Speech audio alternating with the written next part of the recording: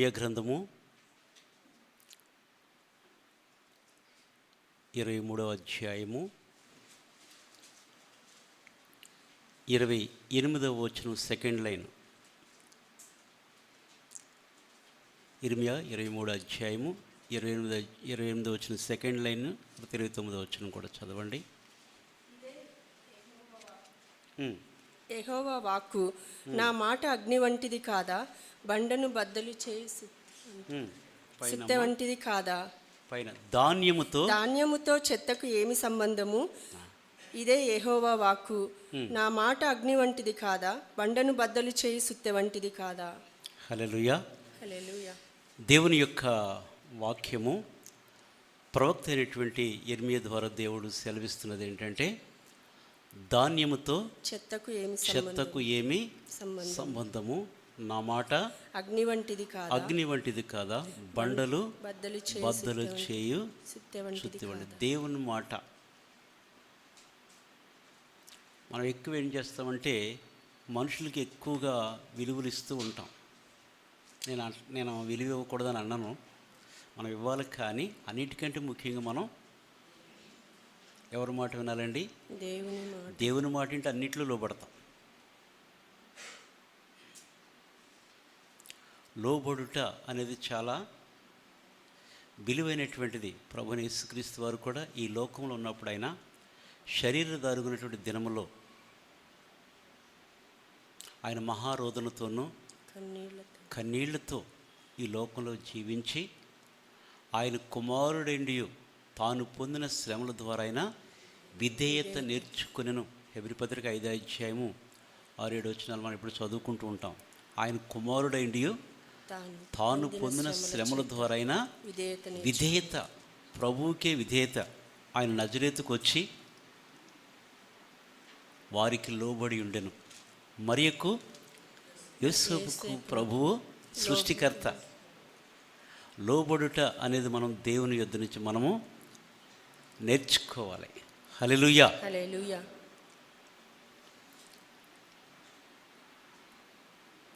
ఆ పాట ఉంటిస్తారు, నేర్చుకున్నటకు నీ యొద్ద యేసు అనే పాట ఉందమ్మా. నేర్చుకొనుటకు నీ యొద్ద యేసు కూర్చుండి విందునయ్యా,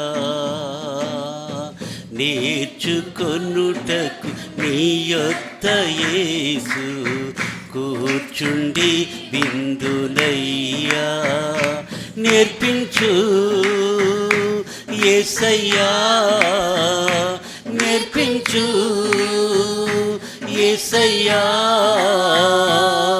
నా మంచి బోధకుడా, నేర్పించు యేసయ్యా, నేర్పించు యేసయ్యా,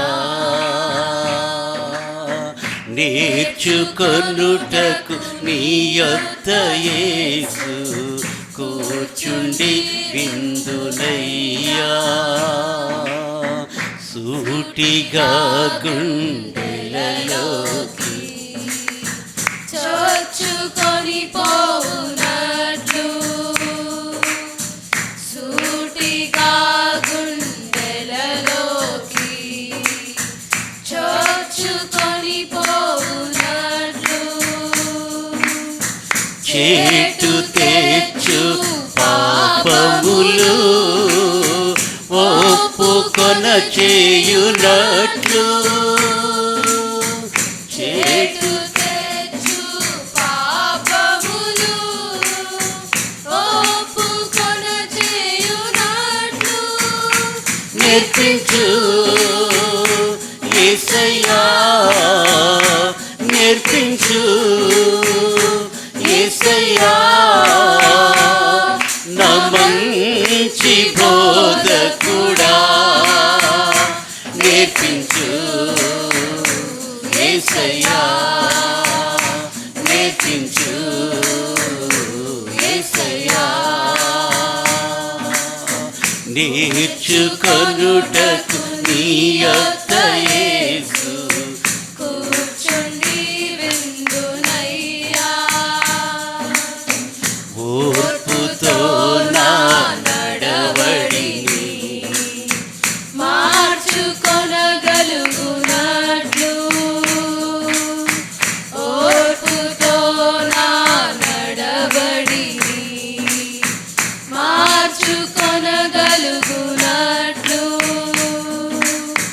నేర్పుతో శాశ్వత సిరిని కూర్చుకొని వెలుగునట్లు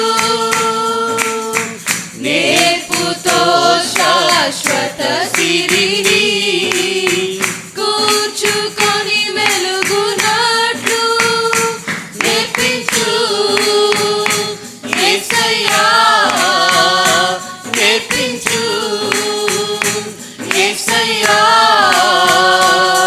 నా మంచి బోధకుడా నేర్పించు యేసయ్యా నేర్పించు యేసయ్యా నేర్చుకొనుటకు నీ యొద్ద యేసు కూర్చుండి విందునయ్యా దివ్య జ్ఞాన సంపదలు విడుదలై కురియునట్లు దివ్య జ్ఞాన సంపదలు విడుదలై కురియునట్లు మర్మమైన సంగతులు వివరముగా తెలియునట్లు మర్మమైన సంగతులు వివరముగా తెలియునట్లు నేర్పించు యేసయ్యా నేర్పించు యేసయ్యా నా మంచి బోధకుడా నేర్పించు యేసయ్యా నేర్పించు యేసయ్యా నేర్చుకొనుటకు నీ యొద్ద యేసు కూర్చుండి విందునయ్యా నేర్చుకొనుటకు నీ యొద్ద యేసు కూర్చుండి విందునయ్యా ప్రభువైన యేసుక్రీస్తు వారు బేతనీ వచ్చినప్పుడు మార్త తన ఇంట చేర్చుకున్నది కానీ విస్తారమైనటువంటి పనులు పెట్టుకుందంట.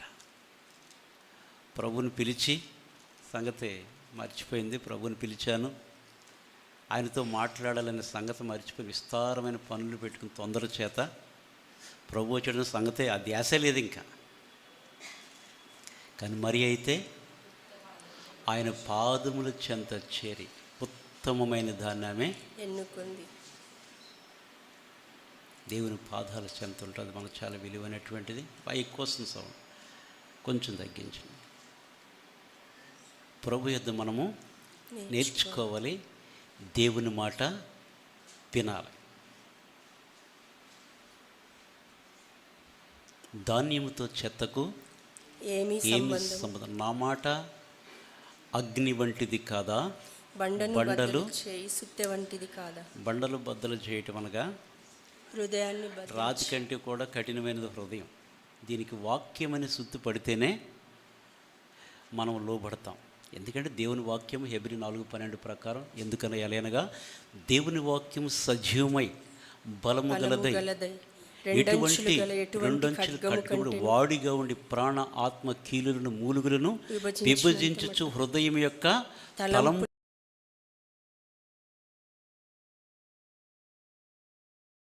జాగ్రత్తగా విన్నామనుకోండి, అది మన హృదయంలోనికి చొచ్చుకుపోయి ఏం చేస్తుందంటే అండి, దేవునికి అయిష్టమైన ప్రతిదీ నరికి పారేస్తుంది దేవుని యొక్క వాక్యం. అందుకే ఆయన ఖడ్గం మన మీద. ఎందుకంటే యెహోవా కార్యం అశ్రద్ధ చేయవాడు శాపగ్రస్తుడు, రక్తము ఓడ్చకుండా ఖడ్గం దుయ్యవాడు శాపగ్రస్తుడు అని లేఖనం సెలవిచ్చిన ప్రకారం దేవుని వాక్యం రెండంచుల ఖడ్గం. చెప్పేవాడికి పడుతుంది, చెప్పేవాడి దాని కాదు, ఆడికి పడాలి, వినేవాళ్ళకి కూడా ఈ ఇద్దరికి కూడా ఆయన ఖడ్గం ఇద్దరి మీద పడాలి. అర్థమైందా? మంచి మాటలు వస్తే నాకు, వేరే మాటలు వస్తే నా వాళ్ళు కాదు, నా పక్క వాళ్ళు కాదు. దేవుని వాక్యం సరిచేస్తుంది, చక్క చేస్తుంది, బ్రతుకుల్ని సరిచేసే దేవుని యొక్క వాక్యం. ఎందుకంటే ఈ ఉదయకాల అంశం ఏంటంటే మనం దేవుని మాట వినాలి. మొదటి సమూయేలు 15వ అధ్యాయము మొదటి 3 వచనాలు చదవండి. మొదటి సమూయేలు 15వ అధ్యాయం మొదటి 3 వచనాలు. ఒకానొక దినమున సమూయేలు సౌలుని పిలిచి, యెహోవా ఇశ్రాయేలీయులకు తన జనుల మీద నిన్ను రాజుగా అభిషేకించుటకై నన్ను పంపెను. యెహోవా మాట వినుము. సైన్యములకు అధిపతియగు యెహోవా సెలవిచ్చినదేమనగా, అమాలేకీయులు ఇశ్రాయేలీయులకు చేసినది నాకు జ్ఞాపకమే. వారు ఐగుప్తులో నుండి రాగానే అమాలేకీయులకు వారికి విరోధులై మార్గమందు వారి మీదికి వచ్చిరి గదా. కాబట్టి నీవు పోయి కనికరింపక అమాలేకీయులను హతము చేయుచు పురుషులనేమి, స్త్రీలనేమి, బాలురనేమి, పసిపిల్లలనేమి, ఎద్దులనేమి, గొర్రెలనేమి, ఒంటెలనేమి, గార్ధబములనేమి అన్నిటినీ హతము చేసి వారికి కలిగినదంతయు బొత్తిగా పాడు చేసి అమాలేకీయులను నిర్మూలం చేయుమని చెప్పెను. అది దేవుడు ఇశ్రాయేలుకి మొట్టమొదటిగా సౌలు రాజును దేవుడు ఏర్పాటు. ఎందుకంటే దేవుడు కోరుకోలేదు కానీ ప్రజలే కోరుకున్నారు. సర్వలోకానికి రాజులు ఉన్నట్టు మాకు కూడా ఒక రాజు ఉంటే మమ్మల్ని నడిపిస్తాడో, మాకు అది కావాలి కాబట్టి నువ్వు రారాజు మాకు వద్దు, కానీ ఈ లోక సంబంధ రాజులు మాకు కావాలి అని సౌలును వారు కోరుకున్నారు. అయితే మంచిది, దేవుడు గాడిదలు తప్పిపోయినటువంటి తప్పిపోయి ఎత్తుకుంటున్నటువంటి సౌలుని దేవుడు పిలిచాడు. రాజుగా సమూయేలు చేత దేవుడు అభిషేకించాడు. అయిపోయింది. అయితే 15వ అధ్యాయానికి వచ్చేటప్పటికి జరిగిన సంగతి ఏంటంటే, ఒకనొక దినమున అమాలేకీయులు దేవుడు ఏం చేశాడండి? చదవండి. 15వ అధ్యాయం మొదటి వచనం ఏముంది? ఒకానొక దినమున సమూయేలు సౌలుని పిలిచి, యెహోవా ఇశ్రాయేలీయులకు తన జనుల మీద తన జనుల మీద నిన్ను రాజుగా అభిషేకించుటకై నన్ను పంపెను. యెహోవా మాట వినుము. ఏంటి అండర్లైన్ చేసుకుని ఏముందండి? యెహోవా మాట వినుము. నాదిక దేవుడు నన్ను పంపించాడు, నేను నీలాంటి వాడినే. కానీ నువ్వెవరి మాట వినాలండి? దేవుని మాట విను. దేవుని మాట. బైబిల్లో చాలామందిని మనం చూస్తాం. యోధా రాజు అయినటువంటి యెహోయాకీను గురించి మనం చూస్తాం. యెహోయాకీము గురించి ఇర్మియా గ్రంథం 22వ అధ్యాయం 21వ వచనం చూస్తే అతని గురించి ఏం రాయబడిందంటే, నీ క్షేమకాలములో నీతో మాట్లాడితిని గాని నీవు వినను. నీ క్షేమకాలములలో నీతో మాట్లాడితిని గాని నేను విననని నీ వంటివి. నా మాట వినకపోవుటే నీ బాల్యము నుండి నీకు వాడుక. ఈ యోధా రాజు గారికి అంటండి మాట ఆయన మాటే కానీ ఎవరి మాట అండి? ఇక ఆయన చెప్పిందే వేదం.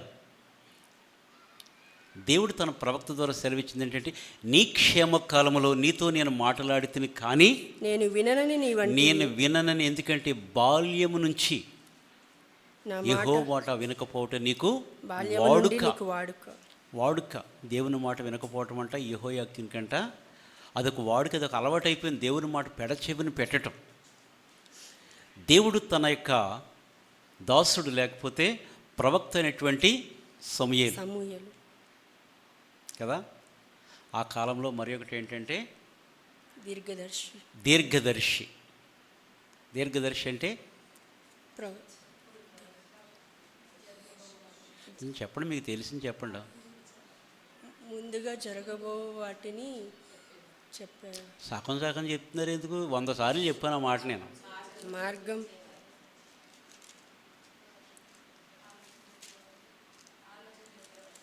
అది ఓకే, కరెక్టే చెప్పారు. కానీ కొంచెం కర్ర ఎరక్కోకుండా, పాము చావుకోకుండా ఉండదు.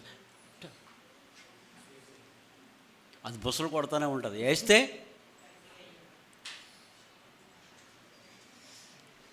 దీర్ఘదర్శి. పాత నిబంధన కాలంలో దీర్ఘదర్శి అంటే జరగబోయే దాన్ని ముందుగా దర్శనము చెప్పే వ్యక్తిని మనం దీర్ఘదర్శి.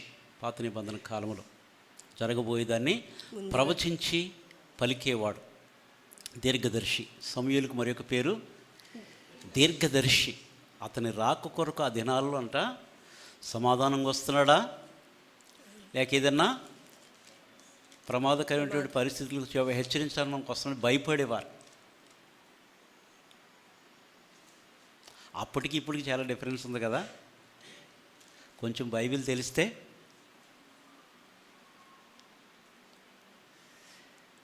దేవుడు తన ప్రవక్తను పంపించి తన జనులైనటువంటి ఇశ్రాయేలు వారి మీద దేవుడు నిన్ను రాజుగా అభిషేకించి నన్ను పంపాడు. కాబట్టి నీవు ఇప్పుడు యెహోవా మాట వినుము, దేవుని మాట వినుము.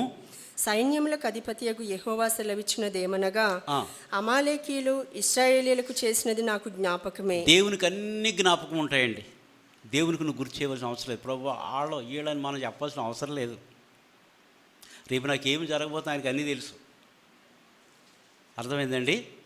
మనం చెప్తుంటాం వాళ్ళ భవిష్యత్తు గురించి సిలక చూసి చెప్పినట్టు చెప్తూ ఉంటాం. నాకు ఇలా కనపడుతుంది, ఏం కనపడ మిగతా నేనేం చేసి నీకు కనపడదా? ఊహించి దేవుడు ఇవ్వని దాన్ని మనం ఎప్పుడు కూడా చెప్పకూడదు. అదేందుకు ఇర్మియా 22:28 పైనలో ఉంటుందంట. కలకనిన ప్రవక్త ఆ కలను చెప్పవలెను.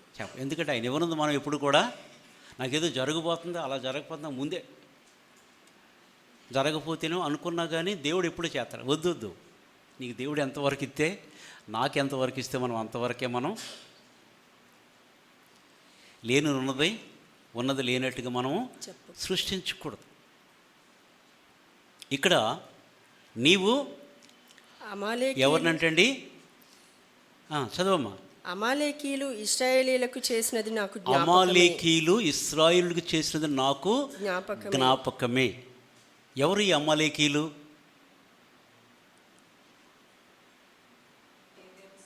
అమ్మా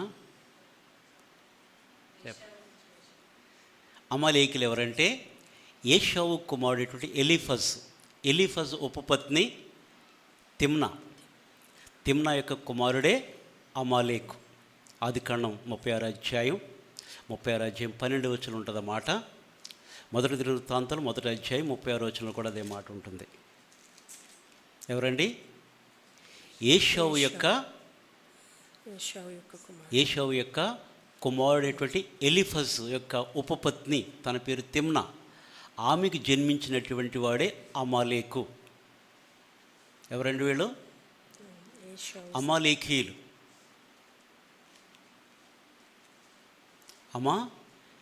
లేఖీయులు వీళ్ళు. అమాలేకీయులు వీళ్ళు ఏంటంటే వీళ్ళు చాలా భయంకరులు అన్నమాట.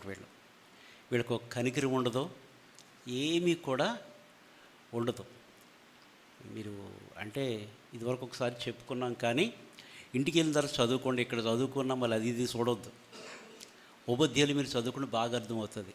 ఎదోము వంశావళి గురించి, ఏషావు యొక్క వంశావళి, యాకోబుకు జరిగినటువంటి సంఘటన.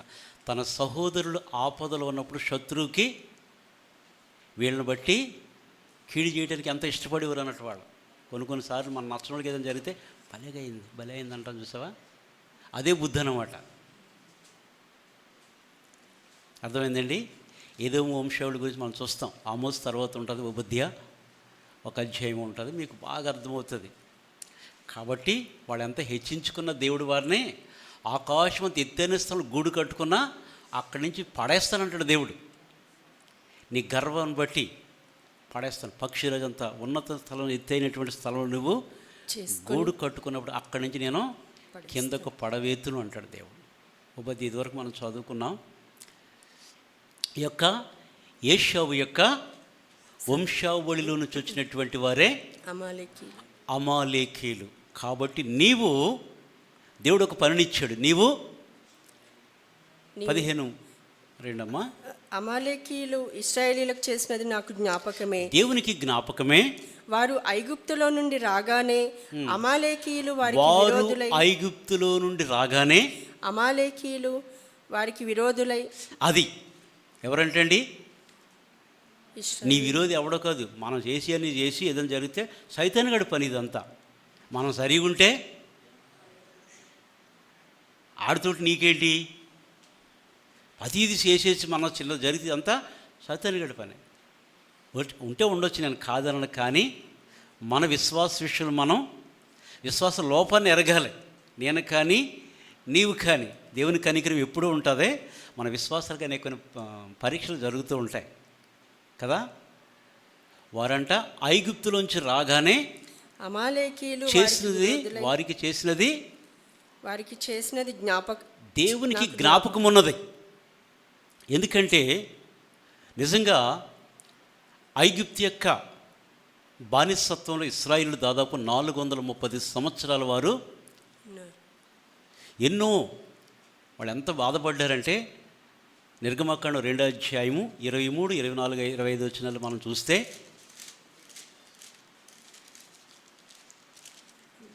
ఎవరు బైబిల్ తీయట్లేదు. కాగా దేవుడు వారి మూలుగును విని అబ్రహాము, ఇస్సాకు, యాకోబులతో తాను చేసిన నిబంధనను జ్ఞాపకం చేసుకొనెను. దేవుడు అంట ఐగుప్తులో వారు ఏంటంటే 430 సంవత్సరం బానిస బ్రతుకు ఏంటంటే అండి అందులో కాగా దేవుడు వారి మూలుగును విని అబ్రహాము, ఇస్సాకు, యాకోబులతో తాను చేసిన నిబంధనను జ్ఞాపకం చేసుకొనెను.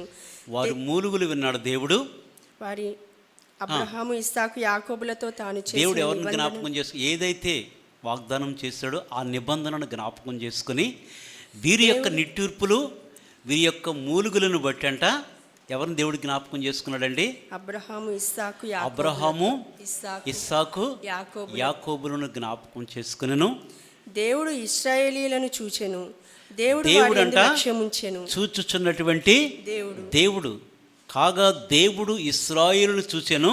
దేవుడు వారి యందు దేవుడు వారి యందు లక్ష్యముంచేటటువంటి దేవుడు. నీపై నాపై ఎవ్వరికి కనికరం లేకపోవచ్చేమో కానీ నీ ఎడల నా ఎడల దేవునికి ఎప్పుడు కూడా కనికరం ఉంటుంది. అందుకే ఆయన దేవుడు. నువ్వు మర్చిపోవచ్చేమో మేలు చేసినటువంటి వారు, లేకపోతే నేను మర్చిపోవచ్చేమో కానీ దేవుడు ఎప్పుడు కూడా మర్చిపోడు. వారి యొక్క మూలుగులు వారి యొక్క కన్నీరు ఆయనకు తెలిసింది కాబట్టి ఆ ఎంట వారి యొక్క మూలుగులు అంటే ఎక్కడికంటే అంటే 25 వచ్చిన ఏముందమ్మా ఆకాశ అంటే అంతగా వాళ్ళు విలపించారు. ఎందుకంటే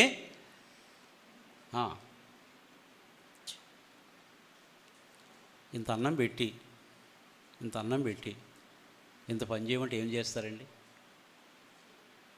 ఇసికించేసాడు ఫరో, మామూలుగా కాదు.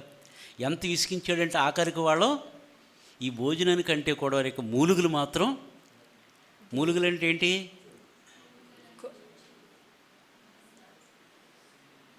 ఏడవడం, వారి పరిస్థితిని బట్టి ఏడవటం వేరు. ఈ మూలుగులు అంటే ఈ స్థితి నుంచి నేను బయట పడలేను, ఈ 4 గోళ్ల మధ్య నీకున్న కష్టాన్ని బట్టి కొన్నిసార్లు ఎలా విలపిస్తామండి?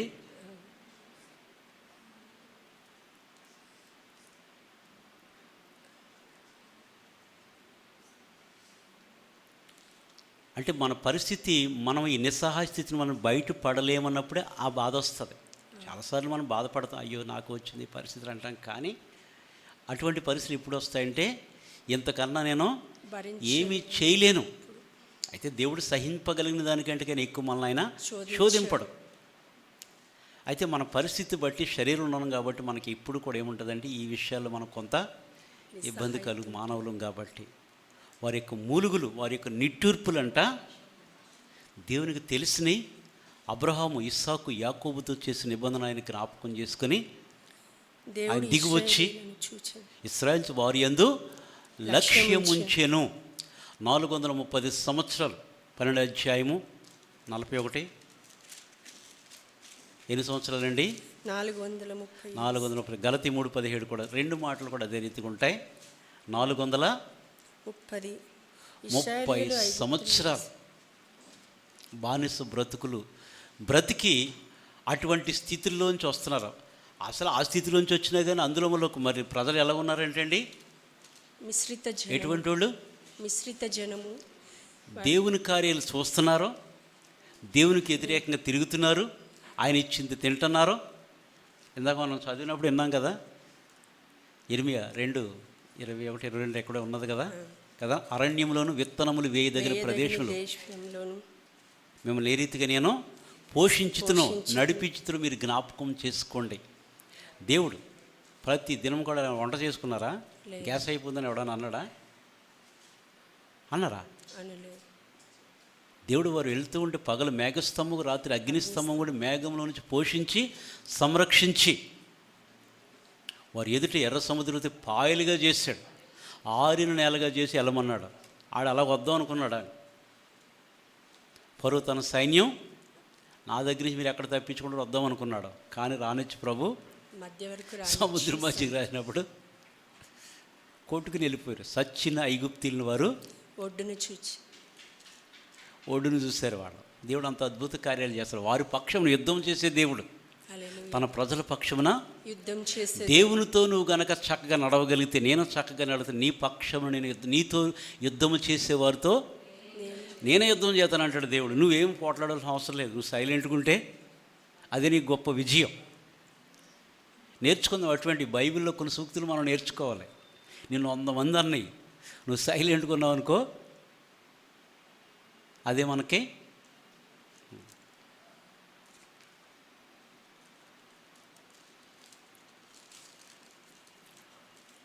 వారు చేసినది నాకు జ్ఞాపకమే. వారు అటువంటి పరిస్థితిలోంచి వారు వస్తూ ఉంటే వారు ఏం చేస్తారో తెలుసా? నిర్గమాకాండం 17వ అధ్యాయము 8 నుంచి 16 వరకు చదవమ్మా.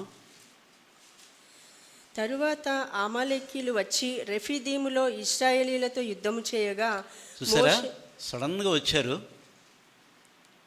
ఏం చేస్తున్నారంటే అండి, వారు వస్తూ ఉన్నారు, వారితో ఇశ్రాయేలీలతో ఇశ్రాయేలుతో అమాలేకీయులు ఏం చేస్తారంటండి, యుద్ధము చేయగా మోషే యెహోషువతో మన కొరకు మనుషులను ఏర్పరచి వారిని తీసుకుని బయలు వెళ్ళి అమాలేకీయులతో యుద్ధము చేయుము.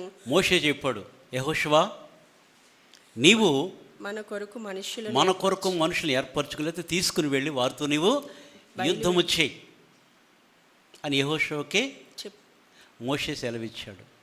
అయితే యెహోషువ వెళ్ళి, రేపు నేను దేవుని కర్రను చేత పట్టుకొని ఆ కొండ శిఖరము మీద నిలిచెదనెను. యెహోషువ మోషే తనతో చెప్పినట్లు చేసి అమాలేకీయులతో యుద్ధమాడెను. అది మోషే ఏదైతే సెలవిచ్చాడో యెహోషువ దాని ప్రకారం నువ్వు కూడా వస్తే బాగుంటుంది కదా అనలే. చెప్పిన ప్రకారం అమాలేకీయులతో వెళ్ళి వారితో యుద్ధం చేయి. నేను రేపు పలానా స్థలానికి వస్తాను, అక్కడ నేను దేవుని కర్ర చేత పట్టుకొని ఆ కొండ శిఖరము మీద నిలిచెదనెను. యెహోషువ మోషే తనతో చెప్పినట్లు చేసి అమాలేకీయులతో యుద్ధమాడెను. మోషే, అహరోను, హూరు అనువారు ఆ కొండ శిఖరం ఎక్కిరి. మోషే తన చెయ్యి పైకెత్తినప్పుడు ఇశ్రాయేలీయులు గెలిచిరి. అది ఆ కొండ శిఖరం మీదకి వెళ్ళిన తర్వాత ఇశ్రాయేలుకి అమాలేకీయులకి యుద్ధం జరుగుతున్నది. అయితే ఆ యుద్ధంలో మోషే తన చెయ్యి పైకెత్తాడు, ఇశ్రాయేలు గెలిచిరి. చెయ్యి కిందకు దించినప్పుడు ఇశ్రాయేలు ఓడిపోతున్నారు, అమాలేకీయులు గెలుస్తున్నారు. చదువమ్మా. మోషే చేతులు బరువెక్కగా వారు ఒక రాయి తీసుకుంటా ఉండే, నీకు 1000 రూపాయలు నిలబడని ఒక 1 గంట వరకు ఎవరైనా ఉంటారా? ఉండలేము. ట్రై చేయండి, పర్లేదు. నీ 1000 రూపాయలు ఏమో కానీ వేరేగా మాట్లాడతారు. 1000 రూపాయలకో దండం, నీకో దండం, నీకో నీ 1000 రూపాయలకో దండం, ఈ శిక్ష ఏంటి మాకంటారు కదా. మోషే అంట చేతులు బరువెక్కగా ఇట్లా పెట్టి ఎంతసేపు ఉంటాడో, బరువు ఎక్కిపోయినాడు ఇట్లాగ అంటుంటే కిందకి దించితే ఇశ్రాయేలు. ఈ నాన్ వెజ్ బ్యాచ్ అంతా నాన్ వెజ్ బ్యాచే కదా, చెప్పుకున్నాం కదా ఒకసారి కదా. దేవుడు అంటాడు, ఈ సముద్ర చేపలని గొర్రెలన్నీ మీకే ఇవ్వాలా అంటాడు సంఖ్యాకాండం 11వ అధ్యాయంలో. తెలుసా, ఈ సముద్రంలో చేపలను తిన్నారు కదరా, ఊర్లో గొర్రెలన్నీ మీరే తిన్నారు కదా అంటాడు. ఇన్ని ఇచ్చినా కానీ తృప్తి లేదు. నాన్ వెజ్ తినకూడదని అనట్లేదు కానీ తినాలి కాదండి చెప్తున్నా. దానికి కూడా ఒక హద్దు అనేది ఉంటుంది. అయితే మోషే యొక్క చేతులు బరువెక్కగా వారు ఒక రాయి తీసుకుని వచ్చి అక్కడ కూర్చోడు. అతడు దాని మీద కూర్చుండుటకై దాని వేసిరి. అహరోను హూరులు ఒకడు ఈ ప్రక్కను ఒకడు ఆ ప్రక్కను అతని చేతులను ఆదుకొనగా, హూరు పక్కన ఒక పక్క. వారు చూడండి, మోషే చేయి పడకోకుండా ఇటొకడు అటొక్కడు. అందుకే మనకు కూడా ఎప్పుడు కూడా ఆత్మీయులు ఎప్పుడు మన చుట్టూ ఉండాలి. నువ్వు ఒక్కరు అనుకోవద్దు. తాను నిలుచున్నానని తలంచుకుని ప్రతివాడు తాను పడిపోకుండా చాలా జాగ్రత్తగా చూచుకునేవాడు. చూసుకోవాలి. మనం ఒక్కరే కదా, మన కొరకు ఎవరో. బైబిల్ ఎప్పుడు మనం తెలుసుకోవాల్సిన సత్యం ఏంటంటే, ఇది మన భక్తి కాదు, మన మంచితనం కాదు. ఇతరులు కష్టపడ్డారో దాంట్లో మనం పాలు పొందాం. యోహాను సువార్త 4వ ప్రకారం ఇతరులు కష్టపడ్డారో మన పాలు. మనదేమీ కూడా ఏది లేదు, నీది నాది కేవలం కృప అంతే. కృపతోటే బ్రతుకుతున్నాం మనం. మనది ఇంత కూడా లేదు. దేవుని పని కొరకు మనది ఏదైనా ఇంత ఉందా? బలం ఉందా? మానవుని ప్రభావం ఏమైనా పనికొస్తుందా? వాడుకుంటాడంతే దేవుడు. ప్రభు నన్ను కూడా వాడుకంటే వాడుకుంటాడంతే. బెల్లం కొట్టిన రాయిలాగుంటే ఏమీ కాదు, కానీ ప్రభు నన్ను కూడా వాడుకు. నేను ఎప్పుడు కొన్ని విషయాలు బట్టి దేవుని స్తుతిస్తాను. ఇది ఎక్కడ తయారైందో మనకు తెలియదు, కానీ దేవుని పని కొరకు వాడబడుతుంది ఇది. అదే దేవుడు దేనైనా వాడుకుంటాడు కదా. ఎక్కడో ఉండే చెక్కను తీసుకొచ్చి ఇక్కడ ఒక పోడియంగా పులిపీటుగా మనం పెట్టుకున్నాం. దేవుడు వాడుకుంటాడు, దేన్నైనా వాడుకుంటాడు. మనం కూడా దేవుని ప్రభు నన్ను కూడా నీ మహిమ కొరకు వాడుకని అనాలి. అంతే తప్ప మనలో ఏది కూడా, ఏ మంచితనం మనలో ఏమీ కూడా లేదు. వారంట అహరోనుకు పక్క, హూరు ఒక పక్క, హూరు ఒక పక్క. ఒకడు ఈ ప్రక్కను ఒకడు ఆ ప్రక్కను అతని చేతులను ఆదుకొనగా అతని చేతులు సూర్యుడు అస్తమించే వరకు నిలకడగా ఉండెను. అదే, సూర్యుడు అస్తమించే వరకు నిలకడగా ఉండెను. అట్లు యెహోషువ కత్తివాడి చేత అమాలేకు రాజును అతని జనులను గెలిచెను. అప్పుడు యెహోవా మోషేతో నిట్లనెను, నేను అమాలేకీయుల పేరు ఆకాశం క్రింద నుండకుండా బొత్తిగా తుడిచివేయుదును గనుక. దేవుడే చెప్పాడు ఈ మాట, నేను అమాలేకుల యొక్క పేరు ఆకాశమున కింద నుండకుండా బొత్తిగా తుడిచివేయుదును గనుక. దేవునికి అసలు ఇష్టం లేదు. అంటే దేవునికి ఎందుకు ఇష్టం? దేవునికి కఠినుడు అంటే కాదు. దేవుడు కఠినుడు అండి. దేవుడు శిక్షింపగా తట్టుగొలజాలనంత శక్తి మనకున్నదా? ఎహెజ్కేలు అంటాడు, దేవుడు నీకు శిక్ష విధించినందు దినమందు నీకు తట్టుకొనగల శక్తి నీకు ఉంటుందా? ఉండదు. దేవుడు శిక్షిస్తే వేరే ఉంటుంది, కనికరించి మనల్ని. అందుకే శిక్ష శీఘ్రముగా రాకపోని బుద్ధిపూర్వక నరులంటే పాపం చేస్తారంట. అంతే కదా. మర్డర్ చేసి ఉండి దేవుడు వెంటనే కూడా ఆయన కూడా వెంటనే చంపించేసి ప్రజలు భయపడతారు. ఆయన కనికరం ఉంది కాబట్టి ఇంకా భూమి మీద ఇంకా దుర్మార్గులు బ్రతుకుతున్నారు, నీతిమంతులు బ్రతుకుతున్నారు. దేవుని కనికరం ఆకాశం కింద నుండకుండా బొత్తిగా తుడిచివేయుదును గనుక జ్ఞాపకార్థముగా గ్రంథంలో దీని వ్రాసి జ్ఞాపకార్థముగా దీనిని గ్రంథములో రాసి యెహోషువకు వినిపించమన్నాడు. దేవుడు మోషేకి సెలవిస్తే మోషే యెహోషువకు చెప్పి దాన్ని మోషే ఆచరించాడు.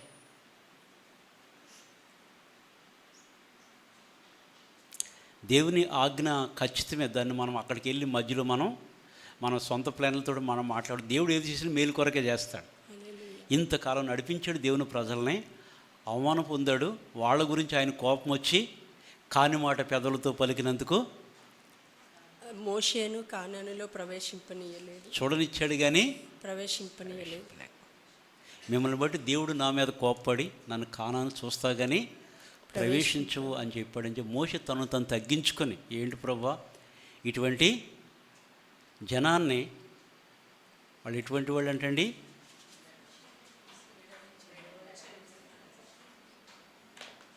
మెడవంచిన వాళ్ళు అంటే దేనికి భయపడని వారు, లెక్కలేనటువంటి వాడు అన్నట్టు. ఒక మంచి కానీ ఒక మరి గర్వం అనమాట. గర్వ హృదయులు అనుకోండి, కఠినుడు, రాతి హృదయం అనుకోండి. అయితే దీన్ని దేవుని సన్నిధిలో ఏం చేయాలంటండి, జ్ఞాపకార్థముగా ఆ గ్రంథంలో రాసి యెహోషువకు వినిపించు. తరువాత మోషే ఒక బలిపీఠమును కట్టి దానికి యెహోవా నిస్సి అని పేరు పెట్టి, ఆ స్థలానికి ఏం పెట్టాడంటండి, యెహోవా నిస్సి. యెహోవా నిస్సి ధ్వజం.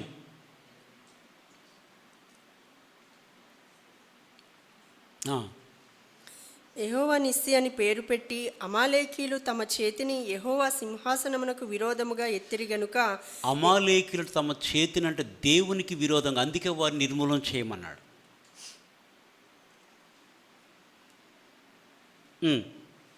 ఎత్తిరి గనుక యెహోవాకు అమాలేకీలతో తరతరముల వరకు యుద్ధం. తరతరముల వరకు యుద్ధము.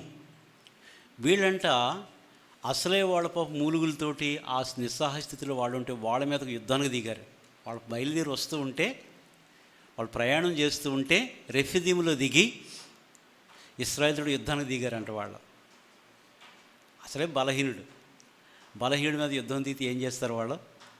అందుకనే దేవుడు సౌలు రాజుని ఏం చేశాడంటే సమూయేలుని పంపించి, తన జనులని ఇశ్రాయేలు వారి మీద దేవుడు నేను రాజుగా అభిషేకించిన దేవుడు నన్ను పంపాడు కాబట్టి నువ్వు పోయి అమాలేకీయులను, దేవుని మాట వినుము, అమాలేకీయుల్ని హతము చేయవలెను అని. అమాలేకీయులు ఇశ్రాయేలీయులకు చేసినది నాకు జ్ఞాపకమే. వారు ఐగుప్తులో నుండి రాగానే అమాలేకీయులు వారికి విరోధులై మార్గమందు వారి మీదకి వచ్చిరి కదా, కాబట్టి నీవు పోయి కనికరింపక దేవుడే చెప్తున్నాడు అన్నమాట. వారిని కనికరింపక అమాలేకీయులను హతము చేయిచు పురుషులనేమి, స్త్రీలనేమి, బాలురనేమి, పసిపిల్లలనేమి, ఎద్దులనేమి.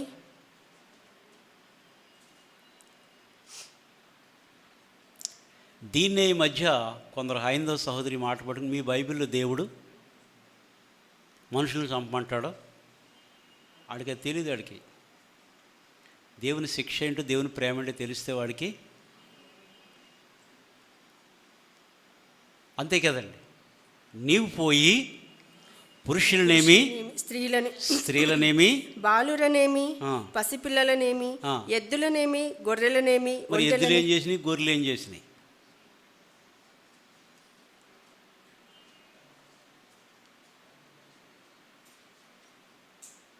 మనమేమంటాం?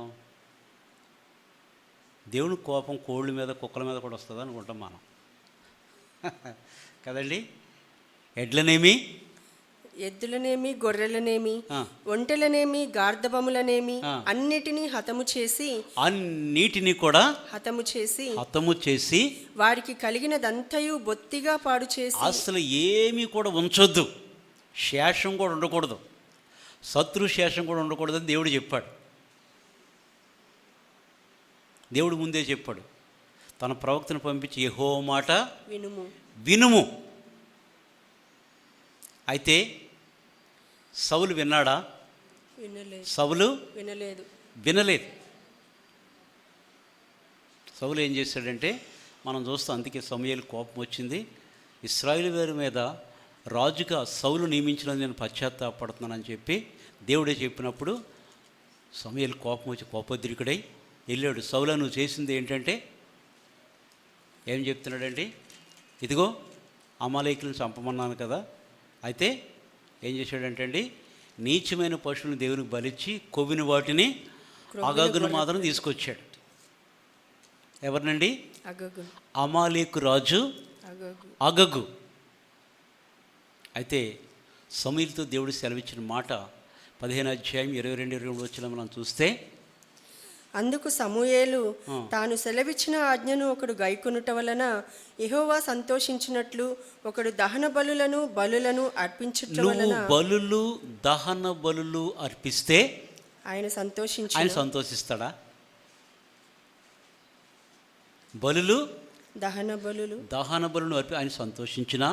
ఆలోచించుము, బలులు అర్పించుట కంటే ఆజ్ఞను గైకొనుటయు, బలులు అర్పించుట కంటే దేవుని ఆజ్ఞ, బలులు అర్పించుట కంటే ఆజ్ఞను గైకొనుటయు, దేవుని మాటను గైకొనుటయు, పొట్టేళ్ల క్రొవ్వు అర్పించుట కంటే మాట వినుటయు శ్రేష్టము. అది ఏంటి శ్రేష్టం అంటే అండి? మాట వినుట శ్రేష్టము.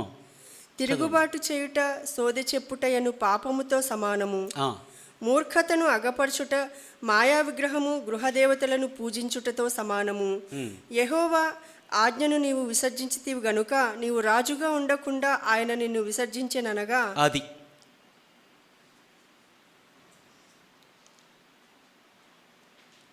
వింటాం కదా, నిర్గమాకాండం ఉంటా రెఫరెన్స్ టైం పడుతుంది. కానీ ఫరో అంటాడు, నువ్వు నా మొఖం చూపించకండి, నేను కూడా నీ మొఖం చూపించను అంటాడు ఆయన. మోషే ఏమంటాడు, సేమ్ టు యూ, ఇక నా ముఖం చూడదు అంటే నీ ముఖం నేను కూడా చూడలే అంటాడు. అర్థమైందండి? కాబట్టి దేవుని ఆజ్ఞను విసర్జిస్తే ఆయన నిన్ను రాజుగా ఉండకుండా విసర్జించిన ఈ మాట దావీదుకు బాగా తెలుసు. అందుకే తన కుమారుడు సొలొమోనుతో ముగింపులు అంటాడు, నా కుమారుడా సొలొమోనా, ఆయన ఆజ్ఞను హృదయపూర్వకంగా గైకొను, నీవు ఆయన ఆజ్ఞను గైకొనకపోతే ఆయన శాశ్వతంగా నేను త్రోసివేస్తాడు. దేవుని మాట వినమంటాడు సొలొమోనుకు చెప్తాడు దావీదు తన కుమారుడికి.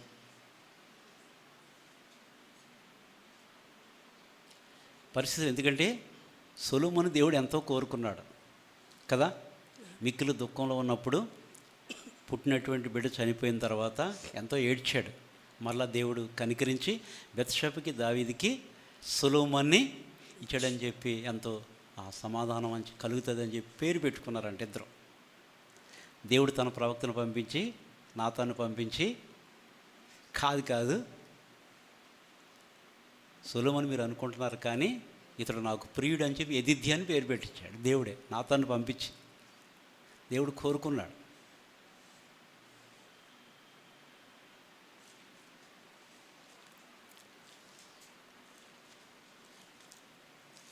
ఆయనను విసర్జించుతూ నిన్ను ఆయన రాజుగా ఉండకోకుండా ఆయన నిన్ను విసర్జించననగా సౌలు జనులకు జడిసి వారి మాట వినినందున నేను యెహోవా ఆజ్ఞను. ఎవరండి ఎవరి మాట విన్నారంటండి?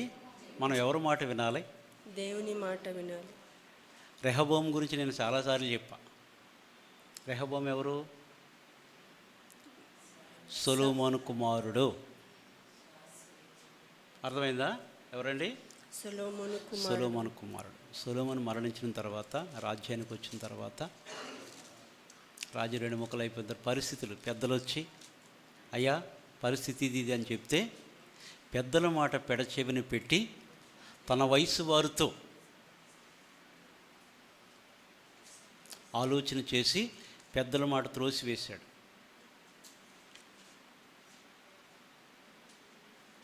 రెహబోము పాడైపోవట కారణం అదే. జనులకు జడిచి అంటాడు. ఎవరు జడవాలైనా? దేవునికి జడవాలి. దేవునికి జడవాలి. కానీ జనులకు జడిచి వారి మాట వినినందున నేను యెహోవా ఆజ్ఞను నీ మాటలను మీరి పాపం తెచ్చుకుంటుని, కాబట్టి నీవు నా పాపమును పరిహరించి నేను యెహోవాకు మొక్కున్నట్లు నాతో కూడా తిరిగి రమ్మని సమూయేలును వేడుకొనెను. అందుకు సమూయేలు, నీతో కూడా నేను తిరిగి రాను, నీవు యెహోవా ఆజ్ఞను విసర్జించితివి గనుక ఇశ్రాయేలీయుల మీద రాజుగా ఉండకుండా యెహోవా నిన్ను విసర్జించనని చెప్పి. ఏదైతే చేసావో దేవుడు నిన్ను కూడా విసర్జించు. జనులకు జడవటం ఏంటి, దేవుని మాట పెడచెవిని పెట్టడం ఏంటి, అది తప్పు. నీతో నీ బలర్పి నేను రానంటే మొత్తం మీద దేవుని మాట పక్కన పెట్టి ఇప్పుడు ప్రవక్తను తన వశం చేసుకోవాలని చూస్తున్నాడు. మీకు అర్థమవుతుందా? సౌలు యొక్క బుద్ధి చూసారా? ఇంకా దేవుని పక్కన పెట్టే మొత్తం మీద ఏదో కాకా పట్టడం అంటారు చూసారా? ఏది చేసినా ఎంకరేజ్ చేతలు అంటాం చూసారా? అట్లాగా కాకా పట్టడం అంటారు దీన్ని. ఏం చేస్తానంటే అండి, వెళ్ళిపో యెహోవా నిన్ను విసర్జించనని చెప్పి వెళ్ళిపోవాలని తిరుగుగా. ఇట్లా తిరిగాడు, ఇలా చెప్పి దేవుడిని విసర్జించాడు, నా వల్ల కాదు నాయన, ఇలా తిరిగాడంట. తిరిగితే సౌలు అతని దుప్పటి చెంగు పట్టుకొనినందున అది చినిగెను. దేవుని మాట పక్కన పెట్టి ప్రవక్త గారిని స్వాధీనం చేసుకుంటున్నారు అన్నమాట.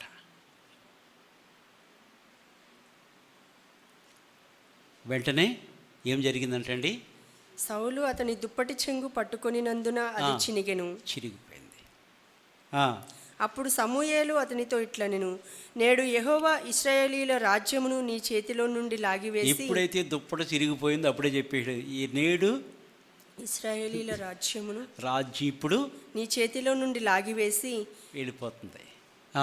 నీకంటే ఉత్తముడైన నీ పొరుగువానికి దానిని అప్పగించి ఉన్నాడు, మరియు ఇశ్రాయేలీయులకు ఆధారమైన వాడు నరుడు కాడు. అది ఇశ్రాయేలుకు ఆధారమైన నరుడు కాడు. ఆయన అబద్ధమాడు, పశ్చాత్తాపపడడు, ఆయన మాట తప్పనటువంటి వాడు. మనం కూడా చాలా మేము మాట తప్పమంటాం, కానీ మనం 100 మాట్లాడుతూ అందులో 85 తప్పులే ఉంటాయి. ఒక్క రోజులో ఖచ్చితంగా ఒక్క తప్పు పొల్లు పోకుండా అంత ఖచ్చితంగా ఎవరైనా ఉంటే చేతులు ఎత్తండి. అనలేము, ఎందుకంటే మన హృదయం మన నేరారోపణ చేస్తుంది. ఎందుకంటే నువ్వెవరో నాకు తెలుసు చేయించే అంటుంది మనసాక్షి. మనసాక్షి నేరారోపణ చేయదా? చేస్తాయి. అందుకే కదండి మనసాక్షి నిమిత్తమే కదా.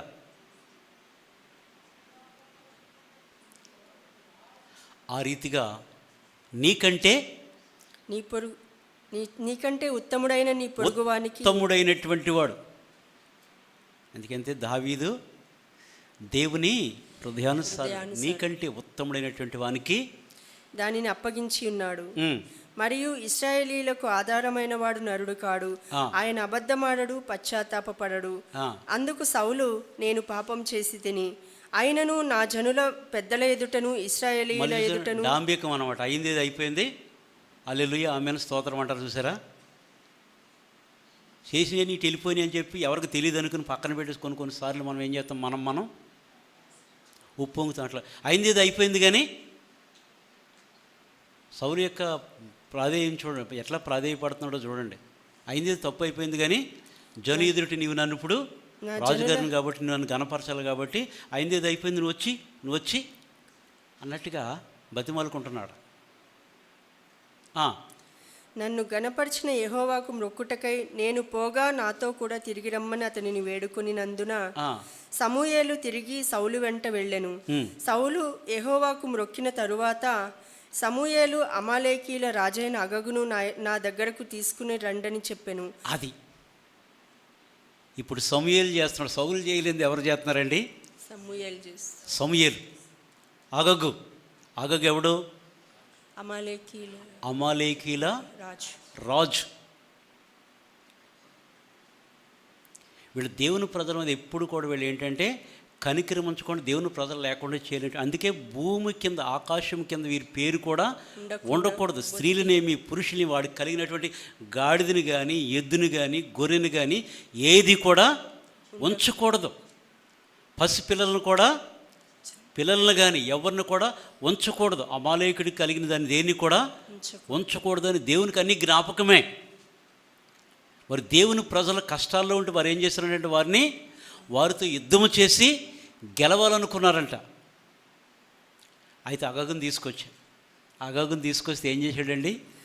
అగగు సంతోషంగా అతని దగ్గరకు వచ్చి, నాకు ఇంకా మరణదినం, ఇంకా ఆయన తప్పిపోయింది, ఇక ప్రవక్త చేతిలో పడిపోయిందని చెప్పి సంతోషించుకుంటూ నాకు శిక్ష పోయింది, ఇంకా ఉరి శిక్ష పడలేదనుకుని వచ్చాడండి సంతోషిస్తూ. మరణశ్రమ నాకు గడిచిపోయేనే అని చెప్పగా సమూయేలు, నీ కత్తి స్త్రీలకు సంతు లేకుండా చేసినట్లు. చూసారా, నీ కత్తి స్త్రీలకు సంతు లేకుండా చేసినట్లు నీ తల్లికిని స్త్రీలలో సంతు లేకపోవునని అతనితో చెప్పి గిల్గాలులో యెహోవా సన్నిధిని అగగును తుత్తునీలుగా నరికెను. గిల్గాలులో అగగును ఏం చేశాడంటండి? తుత్తునీలుగా నరికి. ఇప్పుడు చెప్పండి, ప్రవక్తను నరకొచ్చా?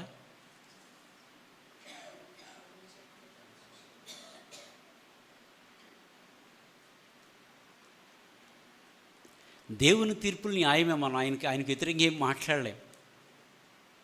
నీవు విడిచిపెట్టావు, కానీ దేవుని యొక్క ఆజ్ఞను నేను నెరవేరుస్తున్నానని చెప్పంట సమూయేలు అగగును తీసుకొస్తే అప్పటికే అన్నాడు, నువ్వు చేసి మనకు అందరూ కూడా తెలిసే అధ్యాయం, కానీ మంచిదా దేవునికి బలర్పించావు కదా, నాకు వినబడుచున్నట్టు ఆ రంకెలు ఎక్కడివి అంటే ఏమీ లేదు, జనులు నీచమైన పశువులను బలిచ్చారు, కొవ్వుని వాటిని తీసుకొచ్చాం దేవుని బలిద్దామని. ఒక మాట వినరా ఫస్ట్, నీ కొవ్వునిది, నీ డబ్బు, నీ దేవునికి అవసరంలే, అంతేనా? నీదేది కూడా మనం వేసి నోట్లు పరలోకానికి వెళ్తాయి, వెళ్తాయి.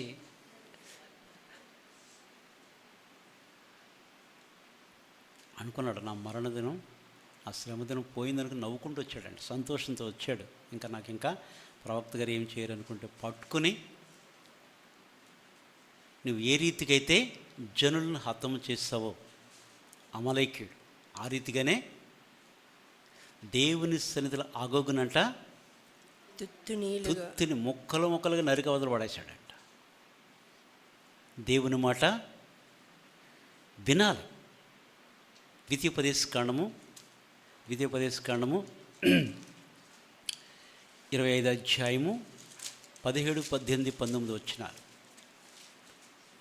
మీరు ఐగుప్తులో నుండి వచ్చిచుండగా మార్గమున అమాలేకీలు నీకు చేసిన దానిని జ్ఞాపకం చేసుకునుము. అది అతడు దేవునికి భయపడక మార్గమున నీకెదురుగా వచ్చి నీవు ప్రయాసపడి అలసి ఉన్నప్పుడు నీ వారిలో నీ వెనుకనున్న అలసిపోయిన చంపడం చాలా ఈజీ, అవునా కదా? ఎదురుగుండా శత్రువు ఉంటే దెబ్బలాడొచ్చు, కానీ కనపడని శత్రువుతో ఎప్పుడు దెబ్బలాడతాం మనం? బైబిల్ చెప్పేది ఏంటి? ఎఫెసీ పత్రిక ప్రకారం మనం పోరాడినది శత్రువు, నీతో నాతో నీకు పోరాటం లేదు, నీలో నాలో ఉన్నటువంటి ఒక చీకటితోటి గొడవ. వ్యక్తిగత నీకు నాకేమైనా పొలాల గొడవలు, స్థలాల గొడవలు, ఇంటి గొడవలు ఏమైనా ఉంటాయా? మనము పోరాడినది శరీరంతో కాదు. ఎవరితో అంటండి? అంధకార సంబంధమైన దురాత్మల సమూహముతో. గాలోడా అని తిడతారు. గాలోడు అంటే సాధారణంగా ఏమంటారు? గాలి అంటే కూలర్ గాలి, ఫ్యాన్ గాలి, ఏసీ గాలి. ఊరు గాలోడు అంటే దాని అర్థం ఏంటి? ఊరు దెయ్యం అని అర్థం.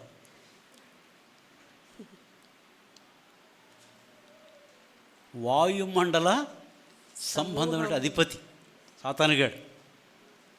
వారు అలసిపోయినప్పుడు అలసి ఉన్నప్పుడు నీ వారిలో నీ వెనుకనున్న బలహీనులనందరినీ హతము చేసెను. కాబట్టి నీవు స్వాధీనపరుచుకున్నట్లు నీ దేవుడైన యెహోవా స్వాస్థ్యముగా నీకు ఇచ్చుచున్న దేశములో చుట్టుపట్లనున్న నీ సమస్త శత్రువులను లేకుండా చేసి నీ దేవుడైన యెహోవా నీకు విశ్రాంతి దయచేసిన తరువాత ఆకాశం క్రింద నుండి అమాలేకీల పేరు తుడిచివేయవలెను. ఇది మర్చిపోవద్దు. కూడా తుడిచివేయాలి. వీళ్ళు ఎంత దుర్మార్గులంటే మనకందరూ కూడా తెలిసిన మాటలే, కానీ కొత్తగా అనిపిస్తుంది వింటూ ఉంటే. న్యాయాధిపతుల 6వ అధ్యాయము 2-3 వచనాలు మీరు చూస్తే అక్కడ కూడా మిద్యానీయులు, అమాలేకీయులు ఎవరి మీదకి వచ్చారు? ఇశ్రాయేలుతో యుద్ధం చేయటానికి వచ్చారు. వాళ్ళు ఎంత బాధ పెట్టారంటే, న్యాయాధిపతుల 6వ అధ్యాయము 2-3 వచనాలు చదవమ్మా. మిద్యానీయులు చెయ్యి ఇశ్రాయేలీల మీద హెచ్చాయను గనుక వారు మిద్యానీయుల ఎదుట నిలువలేక కొండలోనున్న వాగులను, గుహలను, దుర్గములను తమకు సిద్ధపరచుకునిరి. ఇశ్రాయేలీల విత్తనములు విత్తిన తరువాత విత్తనములు విత్తిన తరువాత మిద్యానీయులను, అమాలేకీలను, తూర్పున నుండి వారును తమ పశువులను, గుడారములను తీసుకొని మిడతల దండంత విస్తారముగా వారి మీదకి వచ్చి, మిడతల దండంత విస్తారముగా వచ్చంట వారి ఎదుట దిగి గాజాకు పోవునంత దూరము భూమి పంటను పాడు చేసి, వారు తినే భూమి పంటనంతటిని కూడా పాడు చేసి దేవుని ప్రజలు ఇశ్రాయేలు యొక్క మిద్యాను కూడా మనకు అందరూ కూడా తెలుసు కదా. ఎవరు? అబ్రహాము కెతూరాకు పుట్టినటువంటి వాడు. ఆదికాండం 25వ అధ్యాయం మనం చూస్తే కనుక అబ్రహాముకి కెతూరాకి కలిగినటువంటి ఆ యొక్క జననమే మిద్యాను. ఇస్సాకుతో గొడవ పడకుండా తాను సజీవుడు ఉండగానే వాళ్ళకి ఎవరికాలకు పంపకాలు వేసేసాడు అబ్రహాం గారు. నా కొడుకుతో నీకు గొడవద్దు నాయన, నీది నువ్వు పో అన్నాడు. ఈ మిద్యానీయులంట అమాలేకీయులు కలిసి యొక్క ఇశ్రాయేలు వారి మీద పంట మీద ఏం చేస్తారంటండి? వారు తమ పశువులను, గుడారములను తీసుకొని మిడతల దండంత విస్తారముగా వారి మీదకి వచ్చి వారి ఎదుట దిగి గాజాకు పోవునంత దూరము భూమి పంటను పాడు చేసి ఒక గొర్రెను గాని, ఎద్దును గాని, గాడిదను గాని, జీవన సాధనమైన మరి దేనిని గాని ఇశ్రాయేలీయులకు సాధనం ఏది అసలు వాళ్ళకుంటా ఏది లేకుండా చేస్తారంట వాళ్ళు. ఎవరు? మిద్యానీయులు, అమాలేకీయులు, మిద్యానీయులు. అందుకే బాధ కలిగి దేవుడు మాకు తోడుంటే మాకు ఈ కష్టాలు ఎందుకు వస్తాయి? దేవుని తోత వచ్చి 6-12 పరాక్రమం గల బలాఢ్యుడిని గిద్యోని పిలిచినప్పుడు ఏమంటాడో, దేవుడు మాకు తోడుంటే మాకు ఎందుకు ఈ కష్టాలను ఏడుస్తాడు. లేదు, నీవు దేవుడు ఎంతగా దీవించాడు గిద్యోన్ని. గిద్యోను ఖడ్గం యెహోవా ఖడ్గం వలె దేవుడు అంతగా ఆశీర్వదించాడు గిద్యోని. వాళ్ళకి జీవ సాధన అనేది కానీ ఏది కూడా లేకుండా అన్నిటిని కూడా ఈ అమాలేకులు వచ్చి ఏం చేశారంటండి, పాడు చేసేసారు. అందుకే దేవుడు వారిని భూమి మీద ఉండకుండా నిర్మూలన చేయమన్నాడు. కానీ వాడి స్పిరిట్ ఇంకా పనిచేస్తూనే ఉంది. అమాలేకులు మరి సిక్లగ్ను తగలబెట్టినప్పుడు ఏదండి, మొదటి సమయం 30 మీరు చూస్తే కనుక సిక్లగ్ పట్టణం మీద దాడి చేసి కొట్టి దానిని తగులబెట్టి గనులనేమి అల్పులనేమి అందులోనున్న ఆడువారిని అందరినీ చెరపట్టుకుని చంపక వారిని తీసుకుని వెళ్ళిపోయి ఉండిరి. దావీదును అతని జనులను పట్టణమునకు వచ్చి అది కాల్చబడి ఉండుటయు, దావీదు తన జనులు ఆ పట్టణం తగలబెట్టేశారు. ఆడవారినేంటి పిల్లలనేంటి వాళ్ళు కలిగినన్ని పట్టుకుని వెళ్ళిపోయారు. ఇక మనకు అందరూ కూడా తెలుసు అక్కడ విషయాలు కదా. వీళ్ళు ఏమైనా దావీదుని బలపరుస్తున్నారా? వాళ్ళు కూడా వాళ్ళకు బాధ కలిగి ఆఖరి దావీదుని కూడా కొట్టి చంపాలని చూశారు. వాళ్ళు రాళ్ళు ఎత్తేసారు. ఇంకా వారికి కలిగినటువంటి కష్టమును బట్టి, వారి భార్యలను బట్టి, అప్పటికే దావీదు 2 భార్యలను కూడా తీసుకుని వెళ్ళిపోయారు. వాళ్ళు ఏడ్చుటకు శక్తి లేనంత బిగ్గరగా ఏడ్చారు. అయితే దావీదు ఎఫోదును తెమ్మన్నాడు. 30 అధ్యాయం 6 వచనం ప్రకారం తన దేవుడైన యెహోవాను బట్టి దావీదు ధైర్యం తెచ్చుకున్నాడు. అందుకే నీ భక్తి నీకు ధైర్యము పుట్టించదా? అందుకే ఎవరి విశ్వాసాన్ని వాళ్ళు ఎవరి విశ్వాసాన్ని వాళ్ళు కాపాడు. నా విశ్వాసం నేను ప్రోత్సహించదు. అంటే ఒకరికొకరు మనం ప్రోత్సహించి మంచిదే, కానీ ఎవరి విశ్వాసం వాళ్ళకి, నీ విశ్వాసాన్ని బట్టి నీ విశ్వాస పరిమాణం అంటాడు. ఫెయిత్ కూడా మెజర్మెంట్స్ ఉంటాయి కదా. కొందరు విశ్వాసం చాలా అమూల్యంగా అద్భుతంగా ఉంటుంది, కొందరిదేమో గంటకి విశ్వాసం మారిపోతూ ఉంటుంది. తన దేవుడైన యెహోవాను బట్టి ధైర్యము తెచ్చుకున్నాడు. వాడు సంతతి నుంచి వచ్చిన వాడే. ఎస్తేరు గ్రంథం 3వ అధ్యాయము మొదటి 2 వచనాల్లో చూస్తే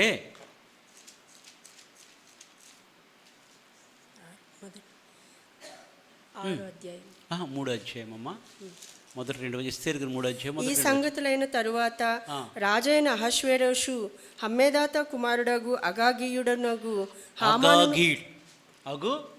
హామానును గణపరిచి, హామాను ఎవడంటే వీడు హామాను. వీడు ఎంత డేంజర్ అంటే యూదులే ఉండకూడదని ఆడు ఉద్దేశం. యూదులు అనేవాడు ఉండకూడదు. చెదిరినటువంటి ప్రజలు ఇక్కడ ఉన్నారు కాబట్టి వాళ్ళు ఉండకూడదని చెప్పి రాజు దగ్గర శాసనం పుట్టించి మొర్దెకైనే తీసేయాలని చూశాడు. మొర్దెకై విశ్వాసం ఆయనే తీసేసింది. ఇంటికి వెళ్ళి ఇది సరిపోద్దా, ఈ తాడు సరిపోద్దా, అలా ఆవిడతో చెప్తున్నాడంట జెరుసు గారితోటి. ఇది సరిపోద్దా ఈ తాడు, రేపు ఉడిది చేస్తాను అనుకుంటా ఉన్నాడు. కలలుగంటా ఉన్నాడంట. రేపు ఈ టైంకి ఉడిది చేద్దామా అనుకున్నాడంట. ఆడు ఉరుతాడు, ఆడు తీసిన గొయ్యిలో ఆడే పడ్డాడు. హామాను పడ్డాడా లేదా? అగాగి వంశీ అనేటువంటి హామాను ఎంత భయంకరం అండి. దేవుని ప్రజలే లేకుండా చేయాలని, యూదుడే లేకుండా చేయాలని చెప్పి వాడి ఉద్దేశం. కానీ దేవుడు వాడే లేకుండా చేసేసాడు. హల్లెలూయా. అందుకనే వారి యొక్క శేషం ఏది ఉండటానికి, ఆకాశము కింద ఏది ఉండటానికి వీలు లేదు.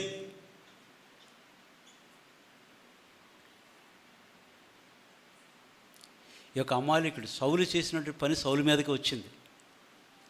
అర్థమైందండి? సౌలుని చంపినాడు ఆఖరికి ఎవడో అమాలేకీయుడే చంపాడు. బైబిల్ చదువుతారా? నుద్రపోయిలు చేతులెట్టిన వెనకాల నాకు బాగా కనపడుతున్నారు, చాలా నీట్గా కనపడుతున్నారు.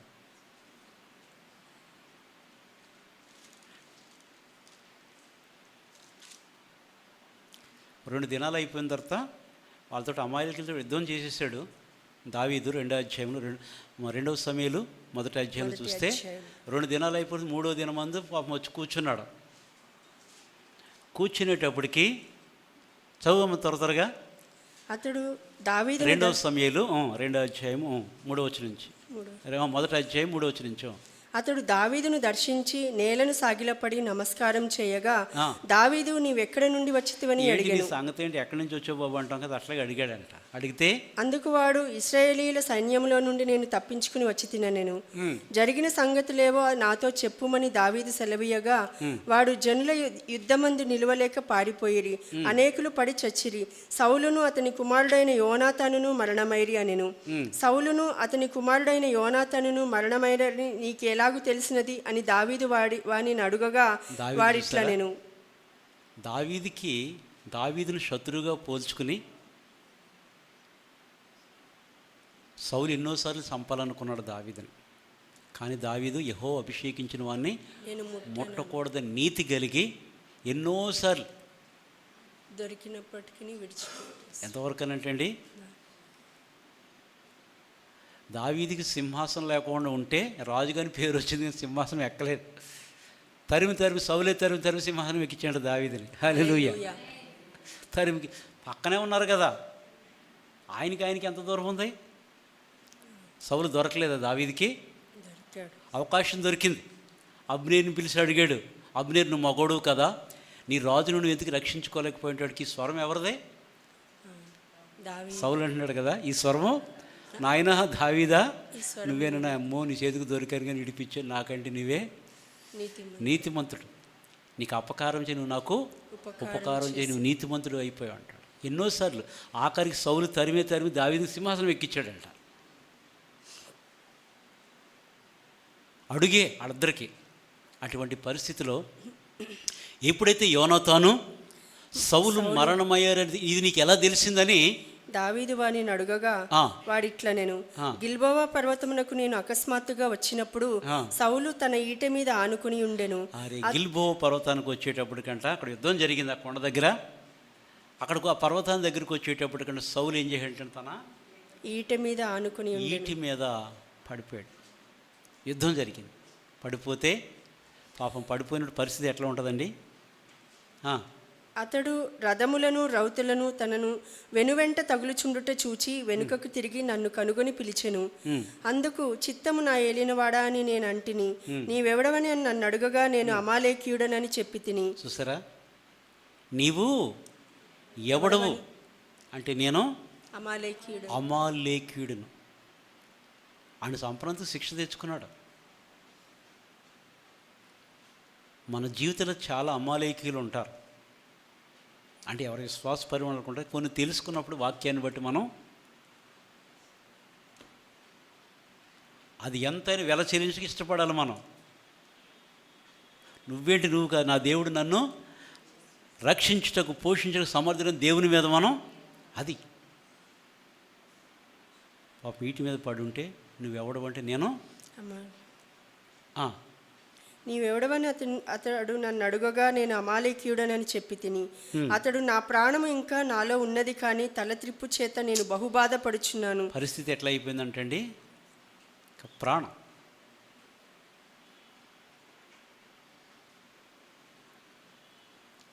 మనం చూస్తాం కదా. ఒక మనుషుడు యెరూషలేము నుంచి ఎరికోకు వెళ్తూ ఉన్నాడు.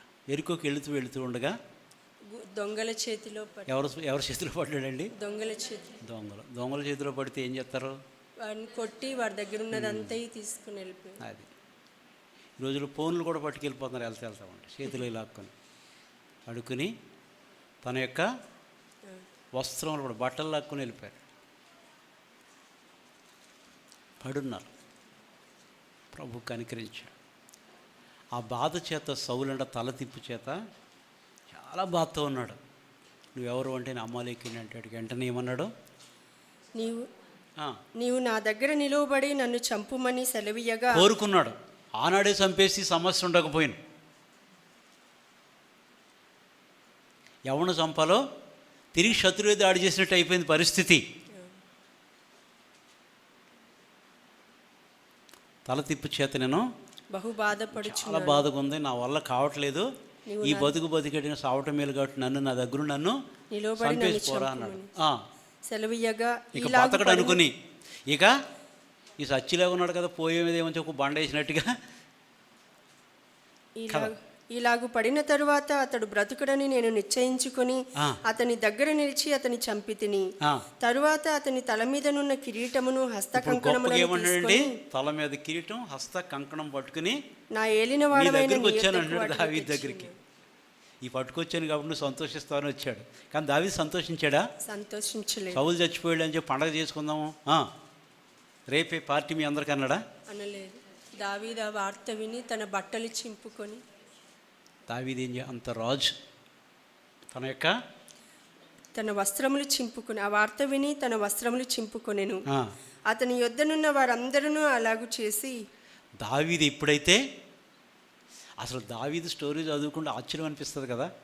దావీదు చేసినట్టు సూరకార్యాలు చదువుకుంటే అబ్నేరు చచ్చిపోయినప్పుడు కూడా పాడి వెంట స్వయంగా నడిచాడంట. రాజుగారు ఏమంటే అటు తీసుకురండి అలా వస్తానంటాడు. పాడి వెంట స్వయముగా అబ్నేరు నీచుడు కూడా చచ్చిపోవచ్చునా అని చెప్పి తన బలాన్ని గురించి పొగుడుచు కన్నీరు విడిచి తేలుతుంటే చుట్టూ సైన్యం వెళ్తూ ఉంటారు. ఏడ్చి తన వస్త్రములను చింపుకొనెను. అతని యొద్దనున్న వారందరూ అలాగు చేసి, సౌలును యోనాతానును యెహోవా జనులను ఇశ్రాయేలు ఇంటివారును యుద్ధంలో కూలిరని వారిని గూర్చి దుఃఖపడుచు ఏడ్చుచు సాయంత్రం వరకు ఉపవాసముండిరి. తరువాత దావీదు, నీవెక్కడ నుండి వచ్చితివని ఆ వార్త తెచ్చిన వాని అడుగగా, వాడు, నేను ఇశ్రాయేలీలు దేశమున నివసించు అమాలేకీయుడనగు ఒకని కుమారుడనెను. అందుకు దావీదు, భయపడక యెహోవా అభిషేకించిన వానిని చంపుటకు నీవేలా అతని మీద చెయ్యి ఎత్తితివి? యెహోవా అభిషేకించిన వానిని నేను చంపితినని నీవు చెప్పితివే. నీ నోటి మాటయే నీ మీద సాక్ష్యము గనుక నీ ప్రాణమునకు నీవే ఉత్తరవాదివి. దగ్గర ఉన్న ఒకటి పిలిచి కోటి చంపమన్నాడు. ఏమైపోయినట్టండి? కోటి చంపాడు అమాలేకీయుడిని. తిరిగి ఎవడ శత్రువు అయిపోయాడు ఇప్పుడు? అమాలేకీయుడు. సౌలుకి దేవుడు ఏమి ఇచ్చాడు ఆజ్ఞ? యెహోవా మాట వినుము.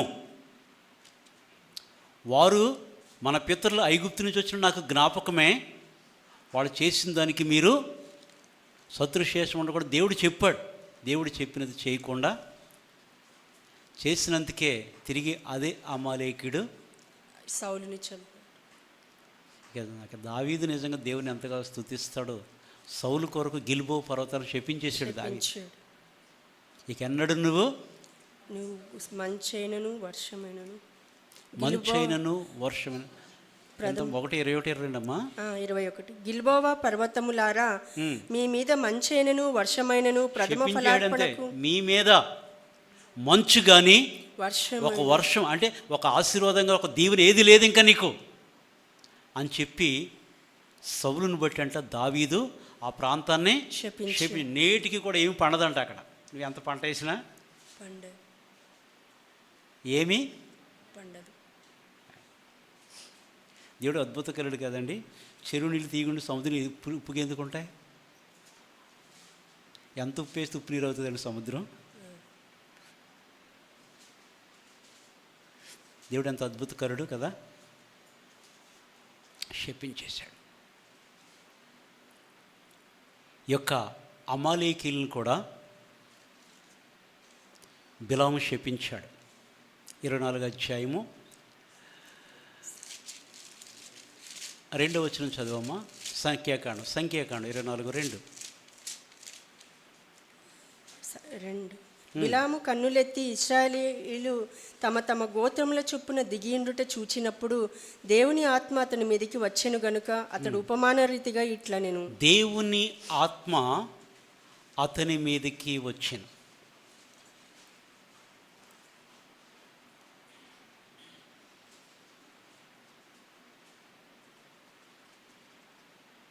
దేవుని ఆత్మ ఎవరి మీదకి వచ్చిందండి? బిలాము మీదకి వచ్చింది. అయితే ప్రవచించాడు. 24 అధ్యాయము 20వ వచనం.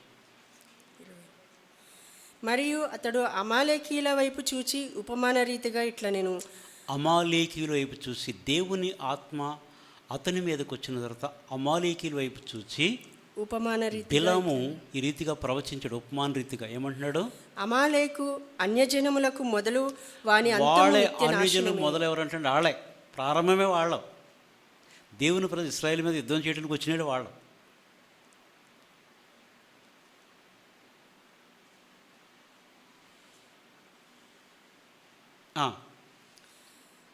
వాని అంతము నిత్య నాశనమే. వారి అంతము నిత్య నాశనమే. నిత్య నాశనమే. నాశనమే. అమాలేకి వారంటే ఎక్కడంటే షేయిరు మన్యం, షేయిరు.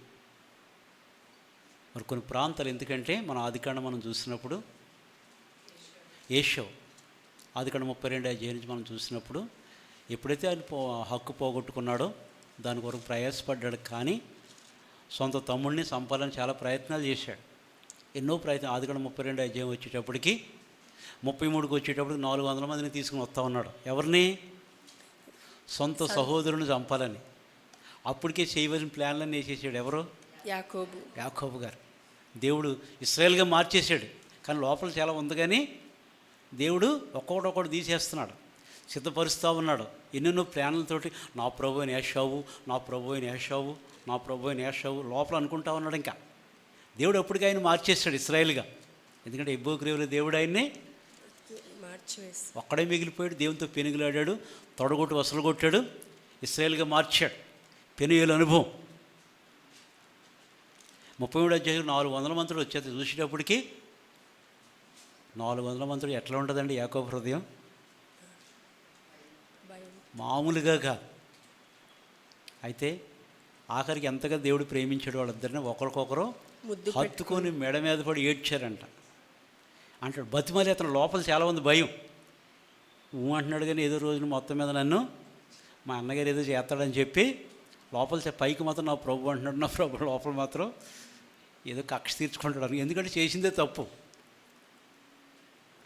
ఆయన కూడా ఆకలిగానే ఉంటే ఏం వండుతున్నావంటే ఎర్రగా ఉందంటే అది నాకు కొంచెం పెడతా, నీ జ్యేష్ఠత ఎక్కిస్తా అంటే సస్తనంగా తీసుకు అన్నాడు ఆయన. సచివుడికి నాకు ఇది నువ్వు తీసుకు అన్నాడు. ఆ రీతిగా తన యొక్క హక్కును అమ్మేసుకున్నాడు ఏషావు. ఆ తర్వాత సుక్కోతు వైపు వెళ్ళిపోయాడు యాకోబు. షేయిరు మాన్యం ఏషావు వెళ్ళిపోయాడు.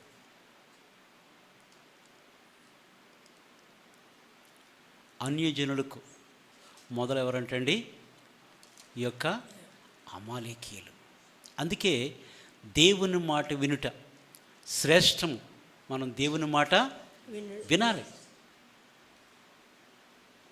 ఇర్మియా 22:29 కూడా అంటాడు, దేశమా యెహోవా మాట వినుము. దేవుని మాట వినాలి. దేవుడు మనతో మాట్లాడినప్పుడు దేవుని మాట మనం వినాలి. వినటం మనం నేర్చుకోవాలి. ప్రతివాడు కూడా వినుటకు వేగిరపడే వారముగా ఉండాలి. మాటలాడుటకు నిదానించి కోపించుట కూడా నిదానించు. కోపం పాపం కాదండి. కోపంలో 2 రకాలు ఉంటాయి. కారణం లేనటువంటి కోపం వేరు, యథార్థ హృదయంతో కోపం వేరు, గద్దించేది వేరు కదా. మనం ఎవరి మాట వినాలంటండి? దేవుని మాట వినమని తన యొక్క ప్రవక్తను పంపించినప్పుడు సౌలు ఆ మాట వినక ఏదేదో చేసి మెప్పు పొందాలనుకున్నాడు. కానీ దేవుని యొక్క ఆజ్ఞను మీరి, అందుకే పొట్టేళ్ళు కొవ్వు అర్పించట కంటే బలులు అర్పించడం, దేవుని మాట వినుట శ్రేష్టం. మాట వినుట మనం నేర్చుకోవాలి. భక్తి తర్వాత పక్కన పెడదాం. దేవుని వాక్యం ఏమి చెప్తుంది, దేవుడు ఏమి సెలవిస్తున్నాడో, దేవుని వాక్యానికి వ్యతిరేకంగా అడ్వాన్స్గా మనం ఏమన్నా మనమే సలహాలు ఇస్తున్నామా దేవునికి అనేది మనం నేర్చుకోవాలి. ఒకటి నీకు తెలియలేదని పోయిన పర్వాలేదు నీకు, కానీ దేవుని వాక్యానికి మనం ఎప్పుడు కూడా ఆ విధేయత చూపాలి. తొందరపాట్లు కొన్ని ఉంటాయి కదా. పేతురు గారే మనకు ఉదాహరణ.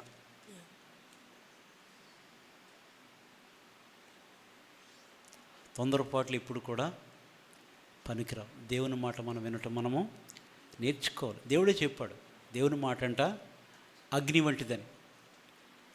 దేవుని మాట అగ్ని వంటిది, బండలు బద్దలు చేయి సుత్తె వంటిది. ఆ సుత్తి నా మీద పడాలి. దేవుని వాక్యం అనే సుత్తి. దేవుని యొక్క వాక్యం ఎటువంటిది అంటే అండి, అద్దము వంటిది. అంతే కదా, మా అద్దంలో మీ మొహం ఎందుకు కనపడుతుంది?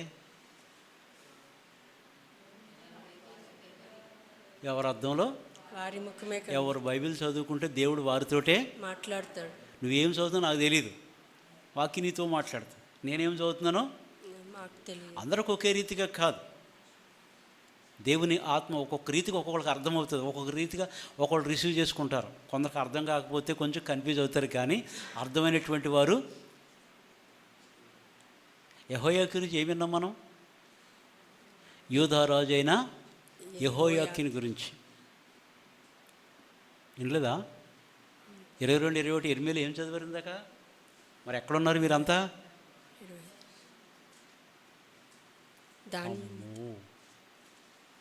నీ క్షేమ కాలములో నీతో మాట్లాడితేనే కానీ, నీ క్షేమకాలంలో నీతో మాట్లాడితిని కానీ నేను విననని నీ వంటి. యోధా రాజు గురించి ఎన్నో చెప్పాడు కానీ వినలేదు. కాబట్టి ఆయన బ్రతుకు యెరూషలేము ఆవల చచ్చిన గాడి రీతిగా పాతి పెట్టబడుతుంది. ఆ రీతిగా అయిపోయిందంట ఒక రాజు బతుకు. ఎంత బతికి ఇంటి వెనకాల చచ్చాడంట. తెలుసు ఈ సామెత మీకు? తెలుసు.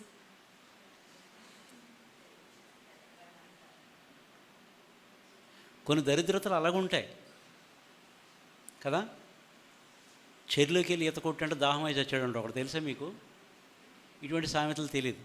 చెరువులో నీళ్ళు ఎన్ని ఉంటాయి? చాలా. దాహం అయిందంటే తాగొచ్చు కదా.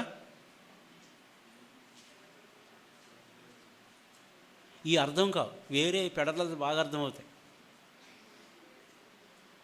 అందుకే మనం చాలా వినే విషయంలో, దేవుని మాటల విషయంలో చాలా ఏమి వింటున్నాము. కాబట్టి దేవుని మాట వినాలి. దేవుని వాక్యం చాలా అమూల్యమైనటువంటిది. ప్రభువే దేవుడే చెప్పాడు, నన్ను గణపరచు వారిని నేను గణపరచుదును, నన్ను తృణీకరించు వారు తృణీకారం పొందుదురు. దేవుని యొక్క వాక్యం. కాబట్టి దేవుని మాట మనము వినాలి, దేవునికి మనము లోబడాలి, దేవునికి మనం విధేయత చూపించాలి. నువ్వెన్ని అర్పణలు అర్పించినప్పటికీ కూడా దేవుని మాట వినకపోతే గనక, దావీదు అందుకంటాడు, వేల కొలది వెండి బంగారు నాణెముల కంటే నీవిచ్చినటువంటి ధర్మశాస్త్రం నాకు ఎంతో ఎంతో ఎంతో. ధర్మశాస్త్రం దేవుని యొక్క వాక్యం. ఆయన అనుభవాలన్నీ కూడా మనం నేర్చుకోవాల్సి వస్తే మొదటి అధ్యాయమే చాలు. ఏముంది? దుష్టుల ఆలోచన చొప్పున నడువక, పాపుల మార్గమున నిలువక, అపహాసకుల కూర్చుండు చెంత కూర్చొనక. ఈ మూడు లేకోకుండా ఉంటే, వాళ్ళ ఆలోచనలో కానీ, వాడు కూర్చునే చోట కానీ, వాడు నిలుచునే చోట కానీ, ఈ మూడు లేకోకుండా ఉంటే నువ్వు ధన్యుడివే.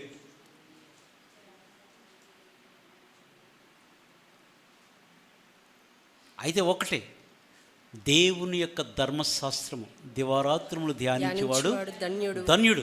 అతడు నీటి కాలువలు ఎవరో నాటబడినటువంటి ఆకువాడక తన కాలం ఫలించు చెట్టు. నీటి ఓటొద్దన్నట్టు చెట్టు ఎప్పుడు కూడా నాగలేక ఎండిపోయి ఉంటుందా? వాడిపోదు, పచ్చగా ఉంటుంది. ఇలా చూస్తే అబ్బా ఈ చెట్టు ఎంత బాగుందో, అమ్మ కాయలు ఎంత బాగున్నాయి. నీటి ఓటొద్దు లేని చెట్టు ఎలాగుంటుంది? అరుహ చెట్టు, అరుహ వృక్షం ఏముండవు, ఆకులు అవి ఒట్టి కాడలతోనే ఉంటాయి. 17 అధ్యాయం కదా. ఎట్లా ఉంటుందంటే అండి, ఎడారిలో మేలు వచ్చినప్పుడు కనబడదంట. వాడు ఎడారిలో అరుహ వృక్షం, అదంట ఫలించదు, ఎప్పుడు ఎండిపోయి ఉంటుంది. అది మేలు కనబడదంట. అంటే దేవుని మీద తన హృదయాన్ని ఎవరైతే తొలగించుకుంటారో వాడి యొక్క జీవితం ఎడారిలో అరుహ వృక్షము వలె. నాకేం మేలు చేశారు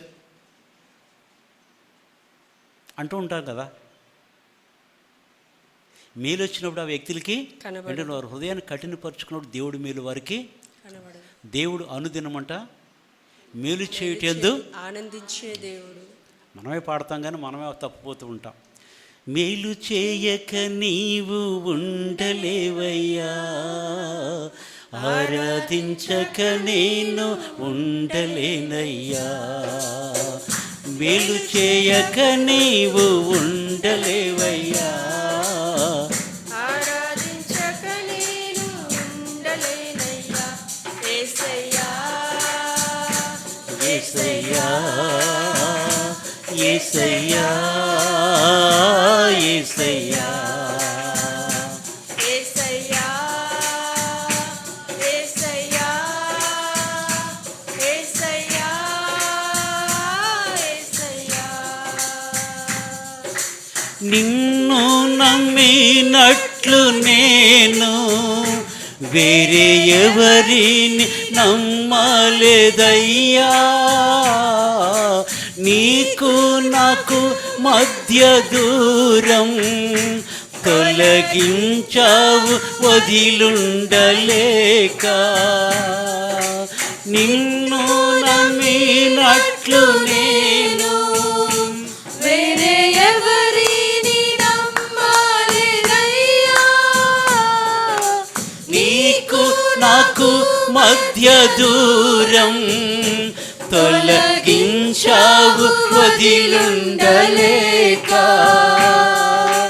నా ఆనందం కోరేవాడా, నా ఆశలు తీర్చేవాడా, నా ఆనందం కోరేవాడా, నా ఆశలు తీర్చేవాడా. క్రియలున్న ప్రేమానిధి, నిజమైన ధన్యత నాది. యేసయ్యా యేసయ్యా యేసయ్యా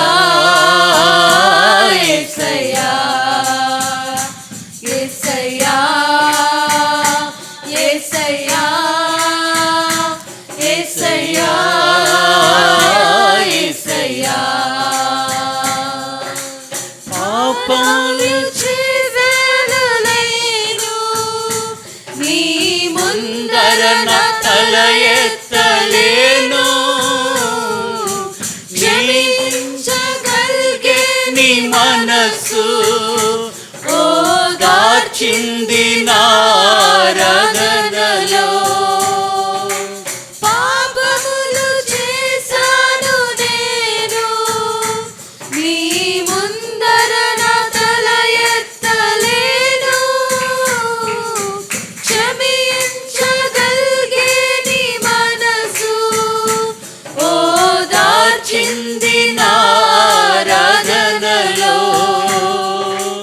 నా హృదయము నీతో అంది, నీకు వేరై మనలేనని.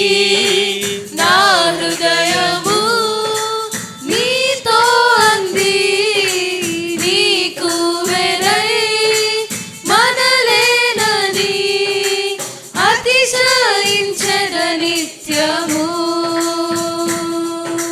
నిన్నే కలిగున్నందుకు. యేసయ్యా యేసయ్యా యేసయ్యా యేసయ్యా యేసయ్యా యేసయ్యా యేసయ్యా యేసయ్యా. ఆరాధించే వేళలందు నీ హస్తములు తాకాయి నన్ను, పశ్చాత్తాపం కలిగే నాలో. నేను పాపినని గ్రహించగానే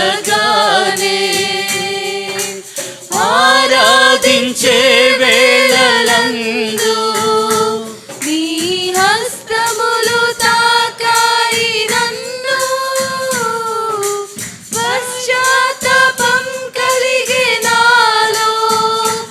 నేను పాపినని గ్రహించగానే నీ మేలకు అలవాటయ్యే నీ పాదముల్ వదలకుంటే నీ మేలకు అలవాటయ్యే నీ పాదముల్ వదలకుంటే నీకిష్టమైన దారి కనుగొంటి నీతో చేరి యేసయ్యా యేసయ్యా యేసయ్యా యేసయ్యా యేసయ్యా యేసయ్యా యేసయ్యా యేసయ్యా. దేవుని నామానికి మహిమ కలుగును గాక.